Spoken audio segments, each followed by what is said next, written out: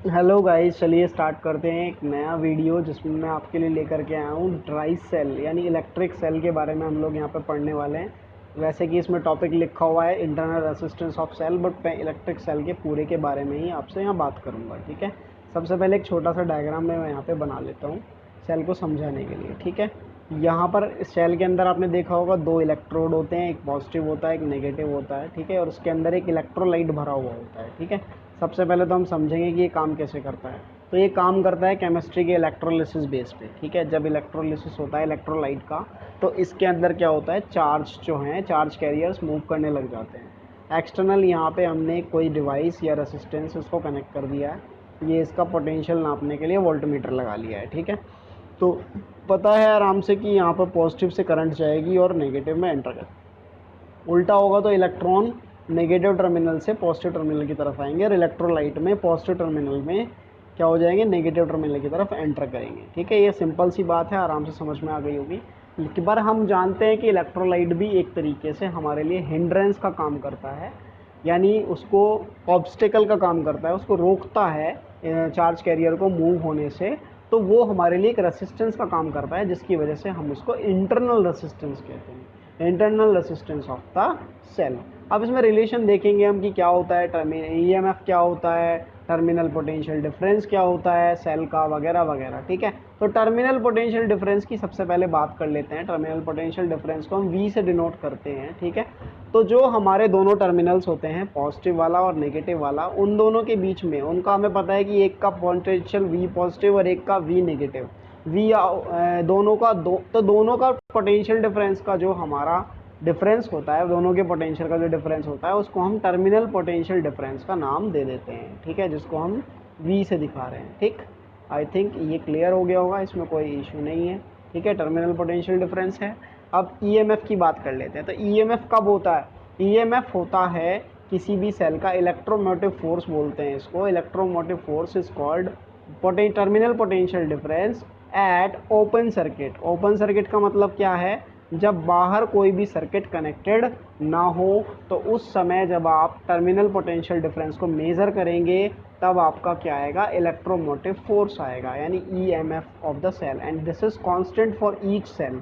ठीक है, अब यहाँ पर देखिए ई क्या है, वी आउट, एक्सटर्नल पोटेंशियल और इंटरनल पोटेंशियल दोनों का सम है। तो E is equal to I R plus I R V, I R होगा V is equal to I R, और अंदर के लिए क्या होगा, V is equal to I R, और स्मॉल आर क्या है यहाँ पे, इंटरनल रेसिस्टेंस है। आई कॉमन लेने के बाद E is equal to I R plus R, यानी I is equal to E upon R plus R. तो ये करंट हो गई टोटल इसके अंदर जो फ्लो होती है। But we know that very well, V is equal to कितना होता है, आई आर। ये ओम्स लॉ की हेल्प से हमने पढ़ा हुआ है पहले ही। तो यहाँ पर आई की आप वैल्यू रख सकते हैं, तो V is equal to E R upon R plus R भी होता है। चलिए नेक्स्ट आगे की बात करते हैं। यहाँ पर एक छोटी सी बात आप समझ लीजिए कि इसी में एक फार्मूला यहाँ से बन जाता है, ये E is equal to V plus I R हो जाता है। ठीक है ना, और यानी v इज इक्वल टू हो जाएगा आपका e minus I R, while the cell is discharging. जब सेल जो है डिस्चार्ज हो रहा है, जब सेल चार्ज हो रहा होगा तो ये प्लस साइन लेना पड़ेगा। उसका कारण ये है कि एक्सटर्नल वोल्टेज को ज़्यादा रखना पड़ेगा, तभी वो उसको चार्ज कर पाएगा, अदरवाइज वो उसको चार्ज नहीं कर पाएगा। चलिए, तो यहाँ पर अब बात कर लेते हैं स्मॉल आर की। स्मॉल आर कैसे कैलकुलेट करेंगे, कि भाई हमने ऑलरेडी पढ़ लिया है कि वी इज इक्वल टू कितना पढ़ा है, अभी अभी पढ़ के आए हैं इसको, कि v इज इक्वल टू होता है e माइनस आई आर। तो आई आर, तो आई आर की वैल्यू कितनी हो गई, आई आर की वैल्यू हो गई e माइनस वी, और small R e minus V upon में आई, और आई की value v is equal to I R होता है, तो आई की वैल्यू यहाँ पुट कर दीजिए। आई की वैल्यू हो जाएगी v अपॉन आर, तो स्मॉल आर की वैल्यू कितनी हो जाएगी, e minus V divided by v into R. ठीक, ये और यहीं पर ये फार्मूला आया हुआ है, देखिए इस वाले को इस जगह लिखा हुआ है। ठीक है, ये साफ साफ नज़र आया स्मॉल आर की जगह पे E minus V upon V into R. ठीक है, तो यहाँ पर स्पेशल केस लिखा हुआ है कि जब करंट जीरो होगी, ओपन सर्किट होगा, तो V open E M F के इक्वल होगा, और करंट क्या होगी, जीरो से ज़्यादा होगी, तो पोटेंशियल क्या हो जाएगा, ई एम एफ से कम हो जाएगा। ठीक है, तो इसके लिए कैरेक्टरिस्टिक ग्राफ बनाए हैं कुछ, E versus R, V versus R. यहाँ पे साफ साफ नज़र आ रहा है कि ई एम एफ कॉन्स्टेंट है, रेसिस्टेंस पे डिपेंड नहीं करेगा, तो ये कॉन्स्टेंट सीधी लाइन रहेगी।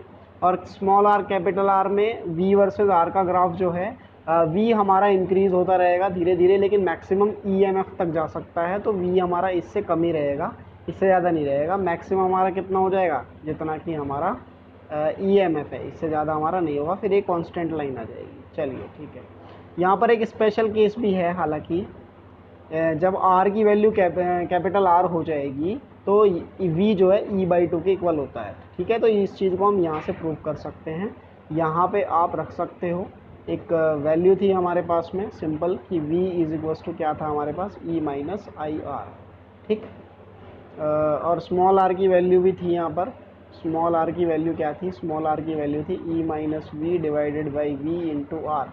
तो इस r की जगह पर ये कैपिटल R ही हो जाएगा, तो R से R कैंसिल हो जाएगा, तो v is equal to E-V और 2v is equal to E और v is equal to E/2। Simple है, ठीक है ना। तो यहाँ पर आप इसको आराम से समझ सकते हैं। ठीक, चलिए ये यहाँ पे कैलकुलेशन करके दिखा रखी है। अब ये v वर्सेस i का ग्राफ, तो E बराबर v plus I R, V बराबर E माइनस आई आर, और v बराबर minus I R plus E. तो इसे आप कंपेयर कर दीजिए y is equal to M X plus C से। m क्या होगा यहाँ पर, m आपका स्लोप होगा, और c क्या होगा आपका, c आपका यहाँ पर क्या होगा, ये आपका y एक्सिस का होगा कांस्टेंट। ठीक, इसको क्या कहते हैं, इंटरसेप्ट भी कहते हैं। ठीक है, ये तो ये EMF हो गया, स्लोप माइनस आर हो गया, तो this will be a straight line. ठीक है, चलिए ये कॉम्बिनेशन ऑफ सेल्स है in series and parallel combination, इसको भी देख लेते हैं। सीरीज में जब सेल जुड़े हुए होते हैं तो उनको ई इक्विवेलेंट और आर इक्विवेलेंट लेट कर लेते हैं, उनका इक्विवेलेंट रेसिस्टेंस जो है, और दोनों सर्किट के लिए अलग अलग हम जो हैं वोल्टेज की वैल्यू लिख लेते हैं। वोल्टेज की वैल्यू वी ए बी होगी E1 minus I are one, इसके लिए होगी E2 minus I are to. दोनों को ऐड करेंगे तो वी ए प्लस, दोनों को ऐड करेंगे तो वी ए सी आ जाएगा, और वी ए सी की वैल्यू हम इक्विवेलेंट सर्किट से रख लेते हैं, जो कि कितनी है, जो कि है आपकी E equivalent minus I R equivalent. ठीक है, v is equal to E minus I R, अभी लास्ट टॉपिक में हम लोग पढ़ करके आ रहे हैं, तो आराम से वहाँ से क्लियर हो जाएगा। ठीक है, वीडियो को स्टॉप करके देखिएगा, अगर आप लगातार देखेंगे तो हो सकता है कि आपको कुछ इसमें भ्रम हो जाए। ठीक है, ये ज़्यादा लंबी वीडियो बना नहीं सकता हूँ, इसलिए एक साथ बना रहा हूँ, पर आप इसे स्टॉप करके थोड़ी देर बाद देख सकते हैं। ठीक है, चलिए नेक्स्ट आगे बताता हूँ। तो ये वैल्यू और इस वैल्यू को हम कंपेयर करते हैं, तो E इक्विवेलेंट हमारा E1 प्लस E2 आ जाता है, और R इक्विवेलेंट हमारा R1 प्लस R2 आ जाता है। N सेल के लिए हमने बनाया है, N सेल के लिए EN तक हो जाएगा या RN तक हो जाएगा, अगर ये सेम होंगे तो, अगर ये सारे EMF सेम होंगे तो this will be NE and this will be NR। ठीक है, अगर सारे EMF E ही हैं और सारे इंटरनल रेसिस्टेंस स्मॉल r ही हैं।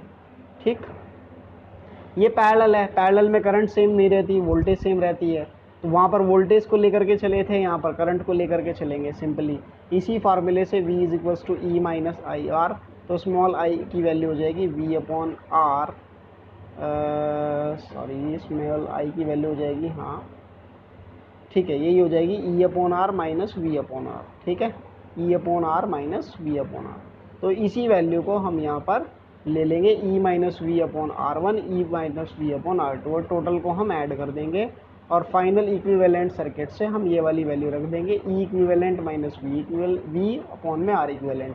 दोनों को कंपेयर करते ही हमें ई इक्विवेलेंट और आर इक्विवेलेंट की वैल्यू मिल जाएगी। इसे फर्दर थोड़ा सा आप सॉल्व कर सकते हो, और कुछ नहीं है, वही है, सिंपल टर्म्स हैं। ठीक है, ये मिक्स्ड कॉम्बिनेशन है, इसमें n सेल्स हैं, m रोज हैं, तो टोटल नंबर ऑफ सेल्स कितनी हो जाएंगी, mn हो जाएगी। नेट EMF ऑफ सेल कितना हो जाएगा, NE। ठीक है, क्योंकि सीरीज में ही सेल जोड़ा जाएगा, पैरेलल का तो क्या हो जाता है, सेम हो जाता है। कनेक्टेड जो पैरेलल में होंगे उसके लिए भी NE ही रहेगा, चेंज नहीं होगा। ये NR क्या हो गया, ईच रो का रेसिस्टेंस, जो अभी ऊपर बताया था मैंने। और पैरेलल के केस में कितना हो जाएगा, पैरेलल के केस में हो जाएगा m अपॉन एन आर, क्योंकि हर एक का 1 अपॉन एन आर होगा, 1 upon N R plus 1 upon N R plus 1 upon N R m times, तो m अपॉन एन आर और r dash total internal resistance आ जाएगा N R divided by m। तो total current हमारी कितनी होती है, टोटल EMF अपॉन में टोटल रेसिस्टेंस। तो ये सॉल्व करके आपका आ जाता है I is equal to M N E divided by M R plus N R. Very very important, ठीक है। चलिए, ये आपके 10th के कुछ टॉपिक है। हीटिंग इफेक्ट, जैसे कि आपको पता है रेसिस्टेंस होता है सर्किट का, उससे करंट पास होती है तो वो गर्म होता रहता है, उसको हम क्या कहते हैं, हीटिंग इफेक्ट कहते हैं। कितना होता है, mainly I square R T होता है, ठीक है। वी आई टी वगैरह तो इसके अदर फार्मूले हैं, वी आई टी है, वी स्क्वायर आर टी है। और हीटिंग इफेक्ट कैलोरी में कन्वर्ट करना है तो 4.18 से इसको मल्टीप्लाई कर लेंगे। 11th में हम सीख चुके हैं। पावर क्या होती है, the rate of consumption of electric energy को हम पावर कहते हैं, ठीक है। तो पावर टी से डिवाइड कर दीजिए, डब्ल्यू अपॉन टी है, नए फॉर्मूले इसके लिए निकल करके आ जाएंगे, ठीक है। This is electric energy per second खर्च होने वाली, वही बात है। V I T I square R T और V square T by R joule, ये नहीं है तो इसे भी ऐड कर लीजिए। किलो वाट आवर हमारी कमर्शियल यूनिट ऑफ एनर्जी है, 9th क्लास में हम सीख चुके हैं। 3.6 into 10⁻6 joule. Application of heating effect of current बहुत सारे हैं। हाउस होल्ड इलेक्ट्रिकल डिवाइस में हीटर है, आयरन है, केटल है, टोस्टर, ओवन, गीज़र, ठीक है। माइक्रो ज़्यादातर इनमें यूज़ होता है, मोस्ट कॉमनली यूज है। इन्हें बल्ब है, टंगस्टन, फ्यूज़ है, आर्क है, इलेक्ट्रिक आर्क है, अदर डिवाइसेस भी होती हैं इसके अलावा, आप इसको देख लीजिएगा अच्छे से। चलिए, फ़िलहाल हम इसको इतना ही छोड़ देते हैं, बाकी हम इसको कंटिन्यू करते हैं नेक्स्ट हमारी वीडियो में। Okay class, thank